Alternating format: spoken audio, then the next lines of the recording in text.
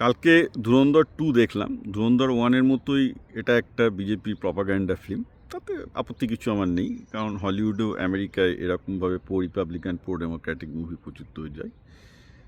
ভারতে রাজনীতি যে সিনেমাটিক ইন্ডাস্ট্রির সাহায্য নিচ্ছে যাতে সত্যি ঘটনার সাথে গল্প মিশিয়ে দিচ্ছে। যেমন এখানে আপনি দেখবেন যে ভারতে ঘটে যাওয়া অনেকগুলো মানে ধুরন্ধর 1-এর মতো। আমি গল্পটা অ্যাকচুয়ালি বলবো না, বললে তো আপনাদের দেখার ইন্টারেস্টটা চলে যাবে ধুরন্ধর 2-তে কী আছে।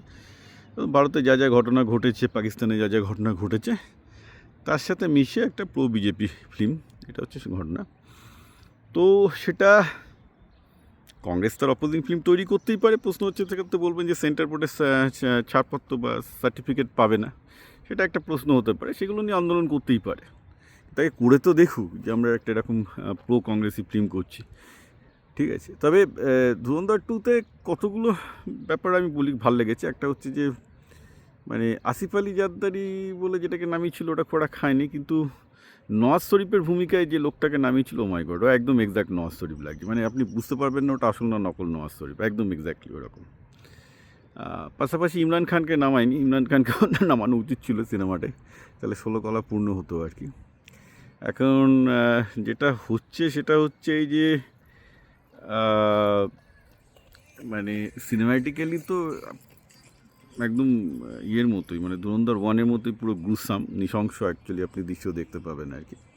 এবং যা হয় আর কি, যেটা দেখাবে যে বিজেপির তত্ত্বাবধানে ভারত এখন পাকিস্তানে বসে বসে ভারতে যারা সন্ত্রাসবাদী কাজকর্ম চালিয়েছিল তাদেরকে মারছে, হুইচ ইজ ট্রু, যে ভারত এখন ফরেন পলিসির দিক থেকে অনেক বেশি অ্যাগ্রেসিভ।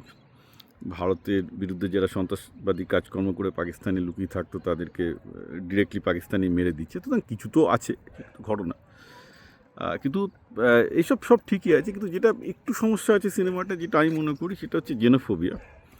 কারণ বিজেপি প্রপাগান্ডা বিজেপি করছে ঠিক আছে, কিন্তু এটাতে যেটা সমস্যা সেটা হচ্ছে এই যে এটাতে মানে ভারতীয় মুসলমান মাফিয়া লর্ড, মানে ভারতের মুসলমান মাফিয়া মানে আইএসআইয়ের সাথে কাজ করছে।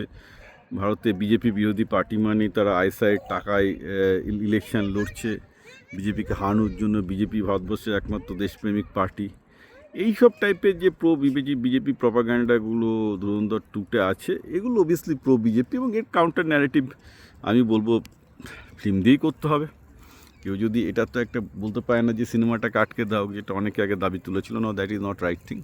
সিনেমা যদি কেউ করে থাকে সেটা একটা শিল্পীর স্বাধীনতা আছে, আমি বারবার করে বলছি। যদি কারোর মনে হয় যে ধুরন্ধর 2 পুরোপুরি প্রো বিজেপি, এতে ভারতীয় মুসলমানদের বিরুদ্ধে যাচ্ছে, তাহলে তার এগেনস্টে আপনি একটা সিনেমা তৈরি করুন। প্রপাগান্ডার একটাই উপায়, কাউন্টার প্রপাগান্ডাকে ওইভাবে আটকানো যায় না, কখনো আটকাতে কেউ পারে না।